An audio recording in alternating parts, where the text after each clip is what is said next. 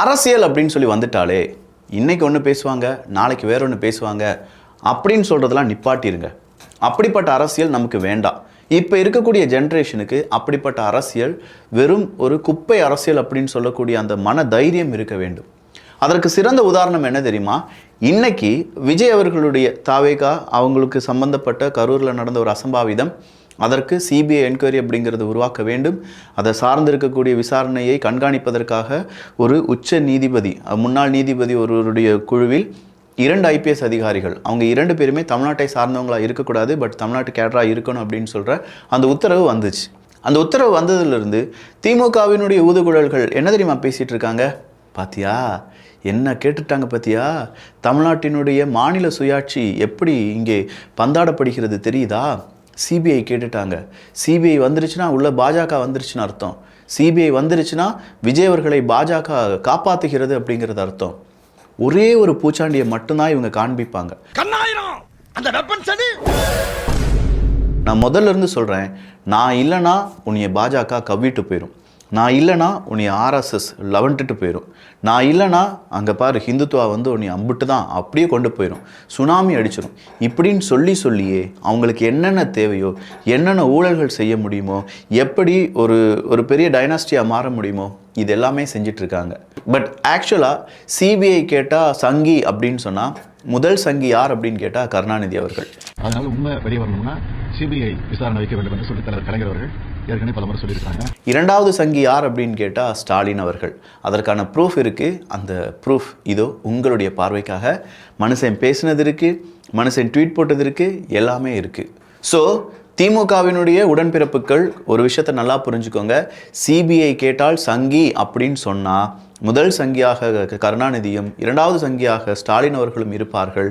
எனவே அதை விடுத்து இப்போ இருக்கக்கூடிய நல்ல அரசியல் என்ன, மக்களுக்கான அரசியல் என்ன அப்படிங்கிறத நாம் இங்கே பேசலாம். இது ஆழமான அரசியல் சதுரங்கம்.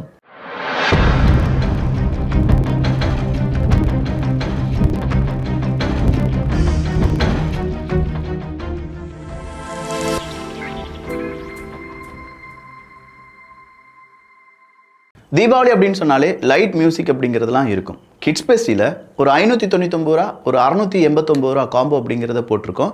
வேணுங்கிறவங்க இந்த வீடியோக்கு எண்டில் அது என்ன டீட்டெயில்ஸ் அப்படிங்கிறத பார்த்துட்டு உடனே வாங்கிக்கோங்க. 100 பீசஸ் மட்டும்தான் அவைலபிளாக இருக்கும். 2015 ஸ்டாலின் அவர்கள் பேசினதும் பரம்பரையாக சிபிஐ விசாரணை கேட்டு அறிக்கை கொடுத்துட்டு சிபிஐ விசாரணை கூட கேட்காத தாவேகா பிஜேபி பி டீம்னு கதறிட்டு இருக்காங்க. ஊபியினுடைய குரங்குகள் அப்படின்னு சொல்கிற ஒருத்தர் ரொம்ப காரசாரமான ஒரு விமர்சனத்தை வைத்திருக்கிறார். அப்போ தாவேகா உண்மையிலேயே சிபிஐ விசாரணை கோரவில்லையான்னு கேட்டால் எஸ், அவங்க கோரவில்லை. அவங்கள பொறுத்த வரைக்கும் முன்னாள் நீதிபதி ஒருவர் தயவு செஞ்சு இந்த விசாரணையை மேற்கோள் பாருங்க, அதை கவர்ன் பண்ணுங்க அப்படிங்கிறது தான் தாவேகா சார்பாக கொடுக்கப்பட்ட ஒரு மனு. இதை உறுதி செய்திருந்தார் ஆதவ் அர்ஜுனா அவர்கள்.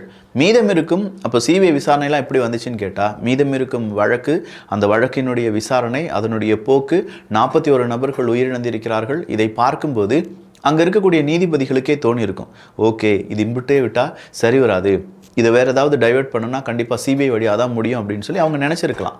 சரி, இதை யாரும் பெரிய அளவில் விமர்சிக்கிறார்கள் அப்படின்னு கேட்டால் சீமானவர்களும் விமர்சிக்கிறார். சிபிஐ விசாரணைங்கிறது நாங்கள் எப்பவுமே அதை ஏற்கிறது இல்லை. மாநில உரிமைக்கு, மாநில தன்னாட்சிக்கு எதிரானது ஒரு அவமதிப்பா நான் பார்ப்பேன். எப்பவுமே எங்களுடைய காவல்துறை விசாரணையில என்ன குறை? இப்ப நம்ம அரசு தோல்வியை ஒத்துக்கொள்ளுதா?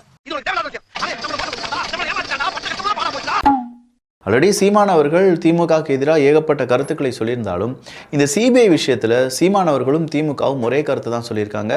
மாநில சுயாட்சிக்கு எதிரானது தான் இந்த சிபிஐ அப்படிங்கிறத கேட்பது. ஸோ இப்போ சிபிஐ அப்படிங்கிறத நீங்கள் கேட்டிருக்கிறதுனால மாநில சுயாட்சி அப்படிங்கிறது இங்கே கேள்விக்குறியாக இருக்கிறது அப்படின்னு சொன்னார். சீமானவர்கள் மட்டும் கிடையாது, திருமாவளவர்களும் சிபிஐ கேட்டால் அப்படின்னா அது கண்டிப்பாக ஹிந்துத்துவவாதிகள். சிபிஐ என்கொயரி கேட்டுட்டாங்கன்னா அவங்க வந்து RSS பேக்ரவுண்டில் ஒளிய நினைச்சாங்க, ஒளிந்து கொண்டு இங்கே வந்து அரசியல் நடத்த நினைத்தார்கள் அப்படின்னு சொல்லி. பட் இதே திருமாவளவர்கள் வேங்கை வயல் பிரச்சனைக்கு சிபிஐ விசாரணை வேண்டும் அப்படின்னு கேட்டார். எங்களுடைய அதிருப்தியை நாங்கள் வெளிப்படுத்தியிருக்கிறோம்.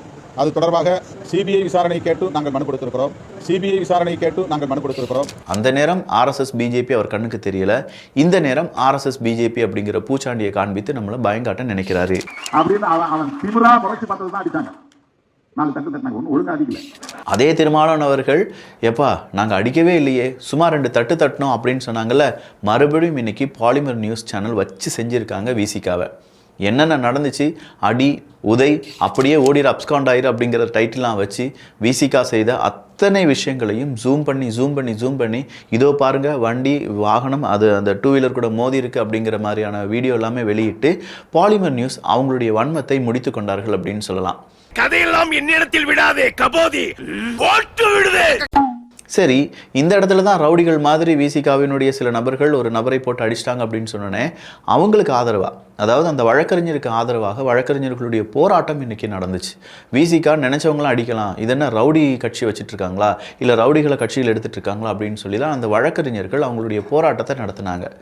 இப்படியே நடந்துட்டு இருக்கிற இந்த நேரத்தில் நேற்று திருமாவளவன் அவர்கள் ஏதோ ஒரு மீட்டிங்கில் பங்கெடுக்கிறார், திடீர்னு அடிதடி ஆயிடுச்சு.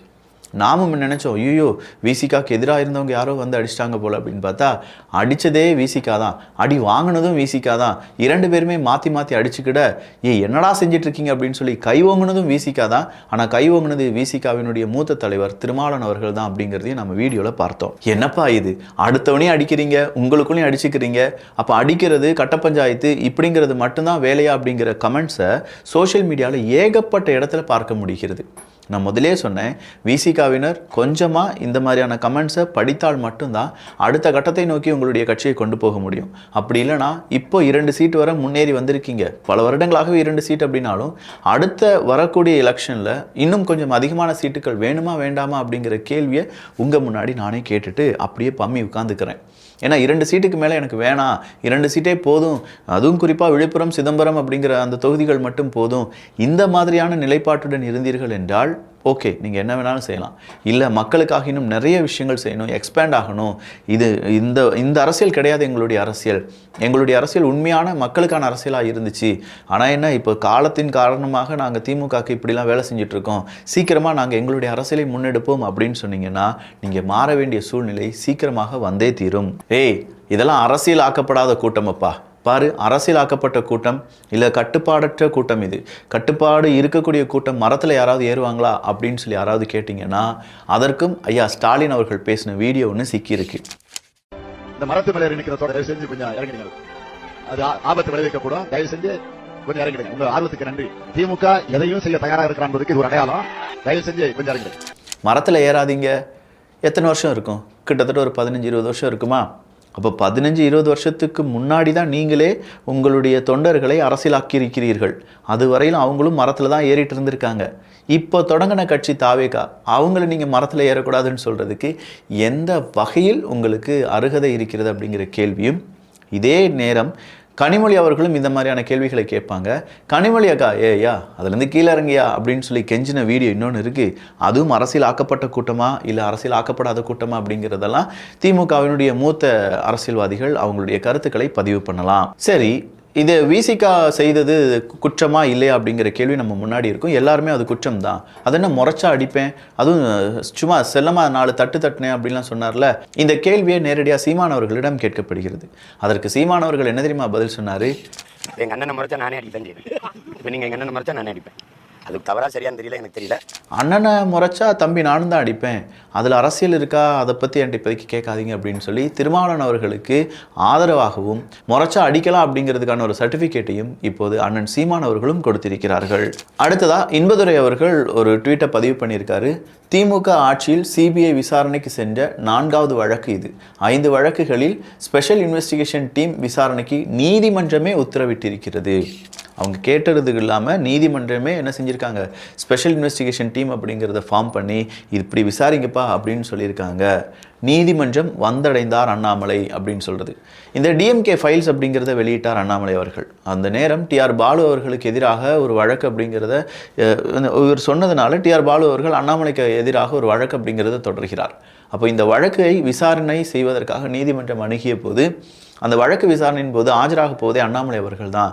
அவருக்கு உறுதுணையாக வேணால் இன்னொரு லாயர் இருப்பார், பட் வாதாட போகிறது எல்லாமே அண்ணாமலை அவர்கள் தான் அப்படிங்கிற ஒரு குரல் பெரிய அளவில் இன்றைக்கி ஒலிக்க ஆரம்பித்தது.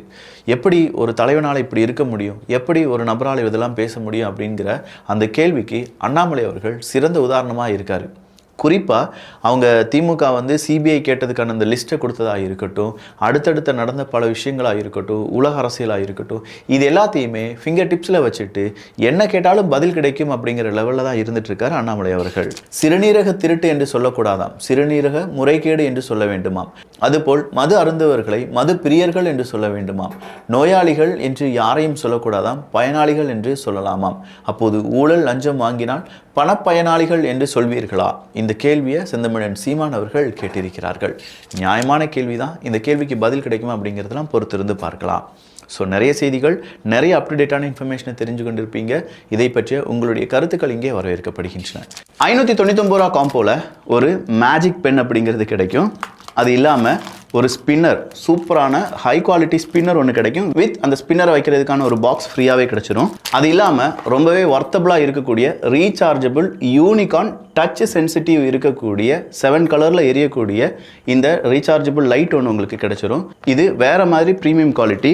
அது மட்டும் இல்லாமல் ரொம்பவே சாட்டிஸ்ஃபேக்ஷனாக இருக்கக்கூடிய இந்த monkey doll, stretchable monkey doll with light அப்படிங்கிறது உங்களுக்கு கிடைச்சிரும். இது இல்லாமல் ஒரு மேட்ச் ஸ்டிக் கன், இதில் சாதாரணமாக தீக்குச்சி வச்சு அடித்தாலே பட்டாசு வெடிக்கிற மாதிரி இருக்கும். இந்த மேட்ச் ஸ்டிக் கன் ஒன்று கிடைச்சிரும். நம்ம வீட்டு குழந்தைகள் விளையாடுறதுக்கான ஒரு மைக் வித் ரெக்கார்டிங் ஃபங்க்ஷன் இருக்கக்கூடிய இந்த ஒரு ஒலிபெருக்கிக்கான ஸ்மால் சைஸ் ஒன்று கிடைச்சிரும். இப்படி இவ்வளோ பொருட்களும் சேர்ந்து 599 ரூபா தான். வேணுங்கிறவங்களுக்கான லிங்க் கீழே டிஸ்கிரிப்ஷனில் இருக்குது. 689 ரூபாய்க்கு காம்போல இது வேவ் லைட் அப்படின்னு சொல்லுவாங்க. இது கூடவே ரிமோட் கண்ட்ரோல் இருக்கும். நைட் லேம்புக்கு இது மாதிரி ஒரு லைட்டை நம்ம வீட்டில் நீங்கள் பார்த்துருக்கவே மாட்டீங்க. ரூம் ஃபுல்லாக ஒரு வேவி ஸ்ட்ரக்சர் லைட்டை உருவாக்கும். பார்க்குறதுக்கும் நம்ம வீட்டு குழந்தைகள் கூட நம்ம கதை பேசுகிறதுக்கும் அவ்வளோ ஜாலியாக இருக்கும். இந்த லைட் ஒன்று உங்களுக்கு கிடைச்சிரும். இது கூடவே மேட்ச் ஸ்டிக் கன் ஒன்று உங்களுக்கு கிடைச்சிரும். அடுத்ததாக ஸ்பின்னர், அதுக்கான கேஸ் அப்படிங்கிறதும் கிடைச்சிரும். அடுத்ததாக ஸ்ட்ரெச்சபிள் ரொம்ப ரிலாக்ஸிங்கான அந்த மங்கி பொம்மை வித் அந்த லைட் அப்படிங்கிறது உங்களுக்கு கிடைச்சிரும். இது இல்லாமல் ப்ளூடூத் மைக், நம்ம ஸ்பீக்கராக இருக்கட்டும், இல்லை மெமரி கார்டு போட்டு பாட்டு கேட்குறதா இருக்கட்டும், நம்ம வீட்டு குழந்தைகளுக்கு ஒரு அன்லிமிட்டெட் என்டர்டைன்மெண்ட் பண்ணக்கூடிய இந்த மைக் அப்படிங்கிறதும் கிடைச்சிரும். இந்த காம்போ 689 ரூபா. இதுக்கான லிங்க்கும் கீழே டிஸ்கிரிப்ஷனில் இருக்குது. எல்லோரும் அரசியல் சதுரங்கத்தில் இணைந்திருங்கள். நல்லதை பகிர்ந்து நல்ல சமுதாயத்தை உருவாக்குவோம். நன்றி, வணக்கம்.